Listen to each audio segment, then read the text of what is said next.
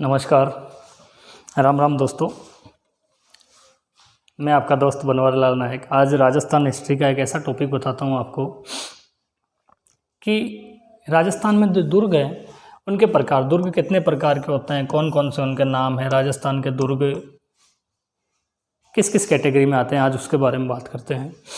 अगर देखें तो भारत में अगर दुर्ग देखें तो दोस्तों सबसे पहले नंबर पे दुर्ग में आता है महाराष्ट्र कि सबसे ज़्यादा दुर्ग महाराष्ट्र में है 1 नंबर पर, लेकिन राजस्थान सेकंड नंबर पे आता है। लेकिन राजस्थान भी दुर्गों के मामले में कम नहीं है दोस्तों, अच्छे खासे दुर्ग और ऐसे दुर्ग है जिनके बारे में तो यहाँ तक कहा जाता है कि गढ़ तो चित्तौड़गढ़ और बाकी सब गढ़ैया।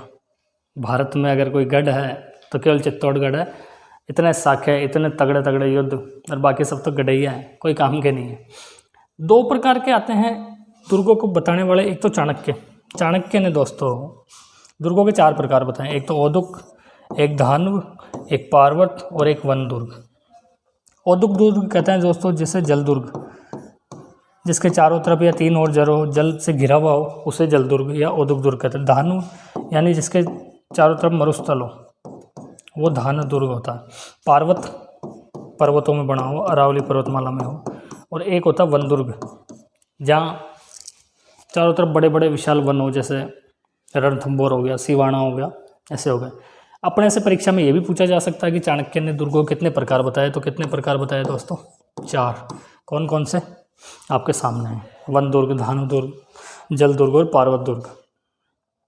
अपने इम्पोर्टेंट ये पूछा जाता है कि शुक्र नीति में दुर्गों के कितने प्रकार बताए गए हैं। तो शुक्र नीति में दोस्तों दुर्गों के प्रकार जो बताए गए हैं 9 प्रकार बताए गए हैं, और 9 के 9 अभी मैं आपको समझाने वाला हूँ कौन कौन से प्रकार बताए जाते हैं, कौन कौन से प्रकार हैं, और उसमें अपना राजस्थान का कौन सा दुर्ग फिट बैठता है। आ जाओ दोस्तों आगे बात करते हैं अपन। सबसे पहला दुर्ग होता है धानवन। धानवन दुर्ग जिसके चारों तरफ मरुस्थल हो। तो दोस्तों अपने जो पश्चिम राजस्थान में जितने भी दुर्ग है वो सब इसकी श्रेणी में आ जाएंगे, जैसे जैसलमेर, जूनागढ़, मेहरानगढ़, ये सब धानवन दुर्ग यानी मरुस्थल की श्रेणी में आएंगे। सबसे बड़ा नाम आता है जैसलमेर का, जूनागढ़ हो गया दोस्तों बीकानेर वाला, मेहरानगढ़, ये सब आ जाएंगे अपने धानवन दुर्ग। धानवन क्या होता है? जिसके चारों तरफ मरुस्थल की बसाहट हो। अगला एरन दुर्ग। एरन दुर्ग किसे कहते हैं दोस्तों? जिस दुर्ग के चारों तरफ खाई हो और कांटे हो, मतलब अच्छा खासा वन हो, अच्छे खासे जंगल हो। तो सबसे अच्छा दुर्ग इस श्रेणी में जो आता है वो है रणथंभौर, सवाई माधोपुर का दुर्ग। राणा हम्मीर की जो गाथाएं सुनाता है वो एरन दुर्ग। तीसरा दुर्ग गिरिदुर्ग। गिरिदुर्ग का मतलब हो गया दोस्तों जो पहाड़ी पर्वतों पे बना हुआ, अरावली पर्वतमाला पे जो दुर्ग बने हुए हैं उससे कहते हैं गिरिदुर्ग। और गिरिदुर्ग में अगर देखें तो कुंभलगढ़ और तारागढ़ हो गया अजमेर वाला, और कुंभलगढ़ हो गया राजसमंद में जो राणा कुंभा ने बनाया। ये दुर्ग इतने अभेद बनाए गए। और कई बार ये क्वेश्चन पूछ लिया जाता है कि दुर्ग पहाड़ियों पे क्यों बनाए गए। पहले तो ये दुर्ग बनाते क्यों वो बताऊं मैं आपको। देखो दुर्ग सबसे पहली काम तो है सुरक्षा के लिए दुर्ग बनाते हैं। दूसरा है कि आप सैन्य दृष्टि के लिए आप हमेशा सुरक्षित रहोगे। इसके अलावा आप उसमें धन संपदा अनाज का संग्रहण कर सकते हो। इसके अलावा आप साम्राज्य विस्तार करते हो, आप शत्रुओं से भी सुरक्षित रहते हो। इन्हीं कारणों से दुर्ग बनाए जाते हैं। तो ज़्यादातर पहाड़ियों पे इसलिए बनाए जाते हैं कि अपन देखते हैं कि अपने लगभग 90% दुर्ग पहाड़ियों पे इसलिए बनाए जाते हैं कि आप नीचे से जो शत्रु सेना आएगी उसका मुकाबला अच्छे से कर पाओगे। ऊपर से अगर एक छोटा सा पत्थर फेंकेंगे तो वो नीचे जाती हुई 10 सैनिकों को तो ऐसे ही ले जाएगा। आगे बात करते हैं चौथा दुर्ग मैदानी दुर्ग।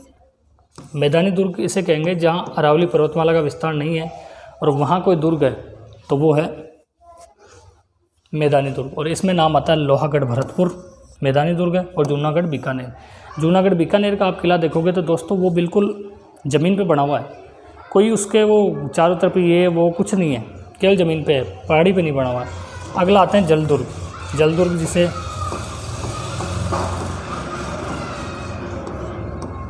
औदुक दुर्ग भी कहा जाता है। जल दुर्ग किस श्रेणी के दुर्ग होते हैं? जिसके चारों तरफ या 3 तरफ जल से घिरा हुआ होता है उसे कहते हैं जल दुर्ग। सबसे अच्छा उदाहरण जो राजस्थान में है जल दुर्ग का वो है दोस्तों गागरोन का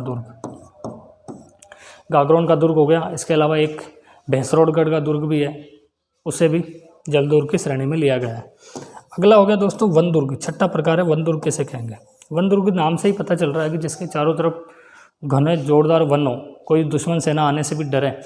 तो वन दुर्ग की अगर श्रेणी में अपन देखें तो सबसे बड़ा नाम आता है सिवाना बाड़मेर वाला दुर्ग। इसके अलावा अपन देखेंगे तो रणथंभौर भी इसी श्रेणी में आएगा। आप ये मत देखना कोई दुर्ग ऊपर लिख दिया आपने तो दो श्रेणी में भी हो सकता है। आगे चलते हैं पारिख दुर्ग। पारिख में देखो दोस्तों ख आ रहा ना, तो जिस दुर्ग के चारों तरफ खाई हो, खाई या नहर से बना हुआ हो जिस दुर्ग के चारों तरफ, तो वो कहलाते हैं पारिख दुर्ग। सबसे बड़ा जो पारिख दुर्ग का नाम आता है वो आता है भरतपुर का लोहागढ़। चारों तरफ खाई है।